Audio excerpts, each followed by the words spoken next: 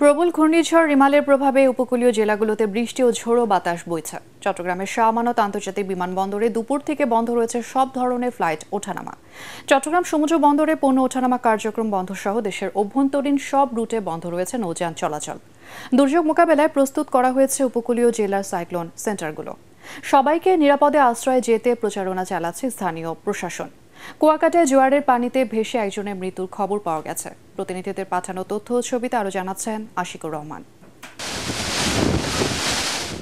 ঘূর্ণিঝড় রিমালের প্রভাবে খুলনায় সকাল থেকেই দমকা হাওয়া ও থেমে থেমে বৃষ্টি হচ্ছে।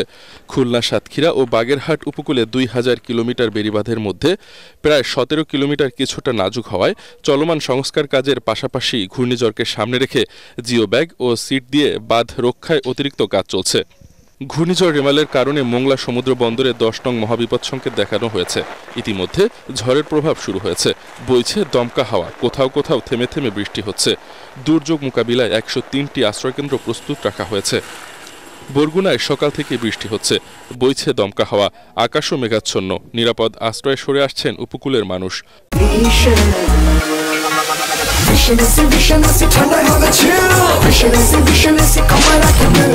ঘূর্ণিঝড় মোকাবেলায় প্রস্তুত রয়েছে 673টি আশ্রয়কেন্দ্র। পটুয়াখালীতে ঝড়ো হাওয়ার সাথে হালকা থেকে মাঝারি বৃষ্টিপাত হচ্ছে। স্বাভাবিক জোয়ারের চেয়ে পানির উচ্চতা 2 থেকে 3 ফুট বেড়েছে। এলাকাবাসীকে নিরাপদ আশ্রয়ে সরে যেতে প্রচারণা চালাচ্ছে প্রশাসন ও কোস্টগার্ড। পিরোজপুরে শনিবার সন্ধ্যা থেকে হালকা বৃষ্টি হচ্ছে। জেলার কচা, বলেশ্বর, কালীগঙ্গা সহ বিভিন্ন নদীর পানি জোয়ারে 1 থেকে 1.5 ফুট বেড়েছে। এতে উদ্বেগ আর উৎকণ্ঠা থাকলেও আশ্রয়কেন্দ্রে যাননি বেশিরভাগ মানুষ। ঘূর্ণিঝড়ের প্রভাবে বরিশালের আকাশ মেঘলা রয়েছে।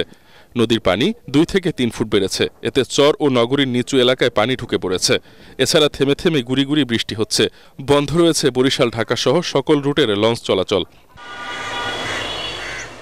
সাতক্ষীরায় গুড়ি গুড়ি বৃষ্টির সাথে বইছে দমকা হাওয়া। এছাড়া সুন্দরবন সংলগ্ন নদ নদীতে স্বাভাবিকের চেয়ে 3 থেকে 4 ফুট পানি বেড়েছে। ঝুঁকিপূর্ণ এলাকার মানুষদের সরিয়ে নিতে প্রস্তুত রয়েছে 887টি আশ্রয়কেন্দ্র। ভোলায় সকাল থেকেই দমকা হাওয়া বইছে, আকাশ মেঘাচ্ছন্ন। উত্তাল রয়েছে মেঘনা ও তেঁতুলিয়া নদী। 869টি সাইক্লোন শেল্টার, প্রায় 14,000 স্বেচ্ছাসেবক ও 98টি মেডিকেল টিম প্রস্তুত রেখেছে প্রশাসন।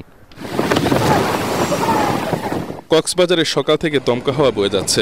বৈরী আবহাওয়ার কারণে সব ফ্লাইট বাতিল করা হয়েছে। পরিস্থিতি স্বাভাবিক না হওয়া পর্যন্ত বন্ধ থাকবে বিমান চলাচল। পাহাড় ধসের আশঙ্কায় ঝুঁকিপূর্ণ স্থান থেকে লোকজনকে সরিয়ে নেওয়া হচ্ছে। এদিকে 9 নম্বর মহাবিপদ সংকেত দেখাতে বলে চট্টগ্রাম শাহ আমানত আন্তর্জাতিক বিমানবন্দরে দুপুর 12টা থেকে রাত 8টা পর্যন্ত সকল ফ্লাইট ওঠানামা বন্ধ থাকবে। এছাড়া বন্দরে বন্ধ রয়েছে পণ্য ওঠানামা। সব জাহাজকে বহির্নোঙরে নিরাপদ দূরত্বে যেতে নির্দেশনা দেওয়া হয়েছে। আশিকুর রহমান, এটিএন বাংলা।